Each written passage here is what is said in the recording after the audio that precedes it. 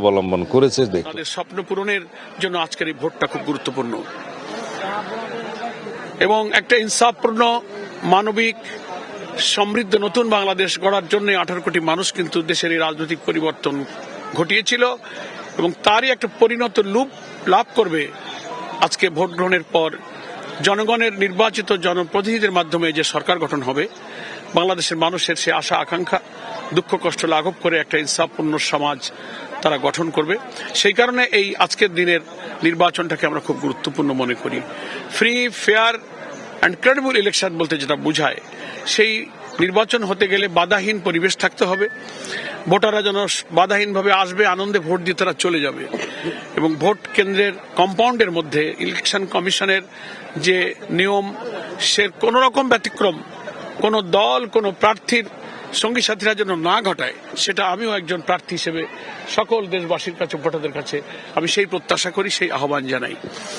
জয় পরাজয় এটা মহান আল্লাহ তাআলার নির্দিষ্ট করে রেখেছেন। আমাদের দায়িত্ব মানুষের কাছে আমাদের মেসেজ পৌঁছানো।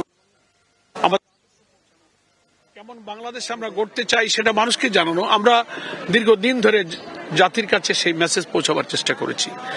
এখন পিপল উইল ডিসাইড কে সিদ্ধান্ত নিতে পারবে দেশ চালাবার, সেটা জনগণের রায়ের মধ্য দিয়েই ইনশাআল্লাহ।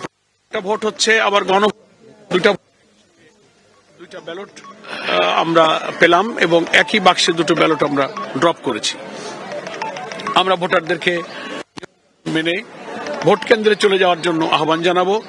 যে যেখানেই দেশের প্রান্ত থেকে আমাকে আপনারা শুনছেন, আপনারা বিলম্ব না করে ভোট কেন্দ্রে চলে যাবেন এবং খুব পিসফুলি, এখনো আমি তো আমার কেন্দ্রে পরিবেশ দেখতে পাচ্ছি, আপনারা সেভাবেই ভোট প্রদান করবেন। সাংবাদিক বন্ধু যারা এসছেন, গণমাধ্যম কর্মীদেরকে আমি কৃতজ্ঞতা জানাই। I am very grateful to you যে আপনারা খুব ভোরবেলায় আমার নিজের গ্রাম, আমার নিজের জন্মস্থান, যেটা আমার ভোট কেন্দ্র, আমি খুব দুঃখের সাথে স্মরণ করছি, আজকে না করে পারছি না। এটা একটা ইমোশনালের পরিস্থিতিতে আমি 18 সালে আমি এখানে নির্বাচনে প্রার্থী ছিলাম, এই কেন্দ্রে আমি ভোটার ছিলাম, কিন্তু আমাকে ফোনে বলা হয়েছিল যে আপনি ভোট দিতে আসবেন না, আসলে আপনাকে গ্রেফতার করা হবে। ভোটারদের কথা আমি কি করে ভাববো যে একজন প্রার্থী ভোট কেন্দ্রে আসলে গ্রেফতার হয়ে যাবে, এ কথা ভোটের দিন সকালে আমাকে বলা হয়েছিল। তো আজকে সেই বাংলাদেশে আমি আবার শান্তিপূর্ণভাবে শত শত মানুষ উৎসব মুখর পরিবেশে তারা হাসি মুখে ভোট দিচ্ছে এবং আমি তার মধ্য দিয়ে একজন ভোটার হিসেবে ভোট দিতে পারলাম। এটা তো একটা পরিবর্তিত বাংলাদেশ। আশা করি ভোটের পরে আর একটা পরিবর্তিত বাংলাদেশ ইনশাআল্লাহ জাতি উপহার পাবে, যে যারা কর্তৃত্ববাদী হবে না, যারা ফ্যাসিবাদী হবে না, যারা জোর করে ক্ষমতা দখল থাকবে, অসীম ক্ষমতার অধিকারী হয়ে অহংকারী এবং মানুষের প্রতি দাম্ভিক হয়ে উঠবে, এরকম শাসন ব্যবস্থা পরিবর্তনের জন্যই কিন্তু আজকে হা ভোটে আমরা বিদ্যমান রাষ্ট্র কাঠামো পরিবর্তন করে জুলাই সনদকে আমরা রিকমেন্ড করেছি এবং সেই জুলাই সনদকে হা বলবো এবং নতুন পরিবর্তিত রাষ্ট্র কাঠামোতে ঠিকই নতুন বাংলাদেশ দলীয়করণ মুক্ত, দুর্নীতিমুক্ত এবং ভিন্ন মতের উপরে দমন পীড়ন মুক্ত সুষ্ঠু অর্থনৈতিক কাঠামো নির্বাচনের জন্য আমাদের অনেক উন্নত দেশের চেয়েও আমরা একটা উন্নত দেশ আমরা আশা করি এই নির্বাচনের মধ্য দিয়ে গড়তে পারবো। আপনাদের সকলকে ধন্যবাদ। আপনাদের সবার কাছে আমি দোয়া চাই। এক্ষুনি আমি বলতে পারি না, কারণ কেবল 1 ঘন্টাও শেষ হয়নি, অনেক সময় বাকি। দেশের কোথাও কি ঘটবে, আমি যে কেন্দ্রে ভোট দিচ্ছি এখন তো আমি কোনো সংখ্যা দেখছি না, ফলে ভোট গ্রহণ শেষ হলে সারা দেশের তথ্য আমাদের কাছে আসছে। এ ব্যাপারে আমরা কমেন্ট আরো পরে করব।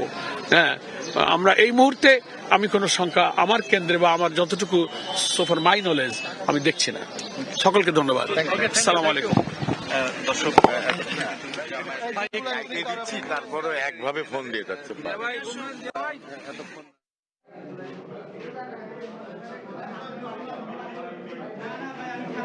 বাহিরে গিয়ে কথা বলে বাহিরে।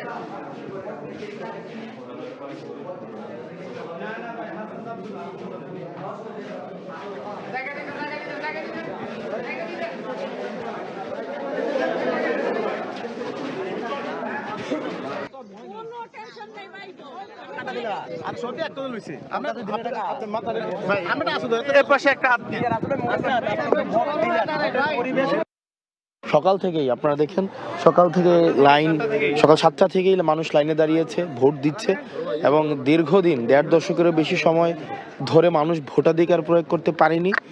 একটা আগ্রহ ছিল, এবং বিশেষ করে জেনারেশন জেড তারা কখনোই ভোট দিতে পারেনি।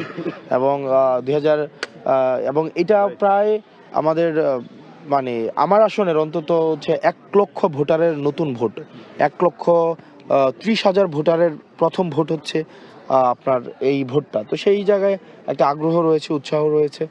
তো বেলা গড়ানোর সাথে সাথে ভোটের যে পরিস্থিতি সেটা কতটা পরিবর্তন হয়, উৎসাহটা আমরা আশা করি সেটা বজায় থাকবে এবং মানুষ হচ্ছে সবাই উৎসাহে ভোট দিতে আসবে। তবে যেটা হয়েছে যে আমরা গত 2 দিন দেখেছি যে ভোট যেন না দিতে আসে এবং নিজের বিরুদ্ধে ভোট দিলে বাড়িঘর জ্বালিয়ে দেওয়ার কথা বলা হয়েছে, যে আমার বিরুদ্ধে যদি ভোট দেওয়া হয় বাড়িঘর জ্বালিয়ে দেওয়া হবে, এই ধরনের বক্তব্য দিয়ে হচ্ছে ভয়ভীতি দেখানোর একটা প্রচেষ্টা ছিল। একই সাথে সাথে আমরা গতকাল দেখেছি যে যারা জুলাইয়ে আপনার হচ্ছে দেবিদ্বারে গুলি করেছে, হত্যা করেছে, মানুষ হত্যা করেছে, ইয়াসিন সাব্বির রুবেলদেরকে হত্যা করেছে, রুবেল ভাই বিএনপির নেতা ছিলেন, ওনাদেরকে হত্যা করেছে, তারা আবার হচ্ছে তারপর হচ্ছে ঋণ খেলাপি যিনি আছেন তারা একসাথে হচ্ছে ভোট যেন সুষ্ঠু না হয়, ভোট যেন মানে উৎসবমুখর পরিবেশটা যেন বজায় না থাকে,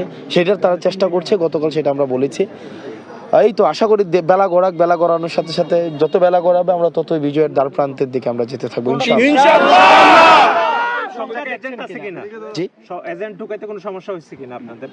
না, আমি এখনো পর্যন্ত কোনো সমস্যা হয় নাই, মানে এখনো পর্যন্ত আমরা হচ্ছে কোনো ভোট কেন্দ্রে মানে এই যে টেকনিক্যাল এবং প্রক্রিয়াগত কোনো জটিলতা আর বিষয় আমার কাছে এখনো খবর আসেনি। যদি কোনো প্রক্রিয়াগত কোনো জটিলতার বিষয় আসে সেক্ষেত্রে অবশ্যই আমি জানাবো। না, সেটা দেখেন, আমরা কোনো সহিংসতা শঙ্কা এগুলা মুক্ত থাকতেই চাই। ভোট একটা উৎসবের হবে, ভোট তো ভয়ের না। মানুষ তার ভোটাধিকার প্রয়োগ করবে, যাকে ইচ্ছা থাকে, যাকে পছন্দ তাকেই ভোট দিবে।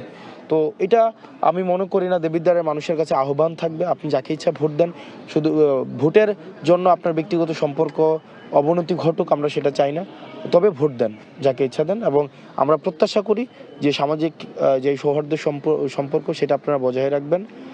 শুধু ভোটাধিকার প্রয়োগের জন্য নিজেদের মধ্যে কোনো ধরনের নেতিবাচক সম্পর্ক আমরা প্রত্যাশা করি না। এবং এখনো পর্যন্ত বেলা গড়ানোর সাথে সাথে এই বিষয়গুলো নিয়ে আসলে মন্তব্য করা যাবে। ধন্যবাদ। আপনাদের সাথে অনেকদিন পরে দেখা, কারণ ঢাকায় দেখা হয় আপনাদের সাথে, আমি গ্রামে আছি এই কারণে আপনাদের সাথে দেখা হয় নাই। থ্যাংক ইউ সবাই, আপনার গ্রামে আসছে।